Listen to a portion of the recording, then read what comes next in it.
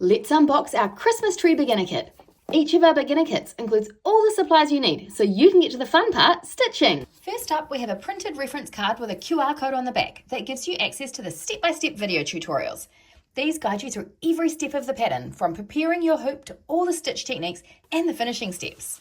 And here is the pattern template that we will transfer onto the fabric. Then we have a backing card which you can write your name and the date on. This is special because you can look back on your work and see how far you've come. This beechwood hoop is excellent quality and so lovely to stitch in. It holds your fabric nice and tight. Next up, we have these beautiful clever poppy threads. There's plenty of floss for you to finish your hoop, even if you make some mistakes along the way, which is totally normal. These are our clever poppy scissors. They're nice and sharp for snipping your threads.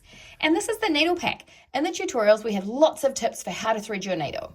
Our transfer pen is heat erasable, so you can remove your pen lines with a hairdryer or iron. And last up, we have some cotton fabric, which is so lovely to stitch on. This kit is perfect for beginners, and I just know you will have so much fun learning embroidery.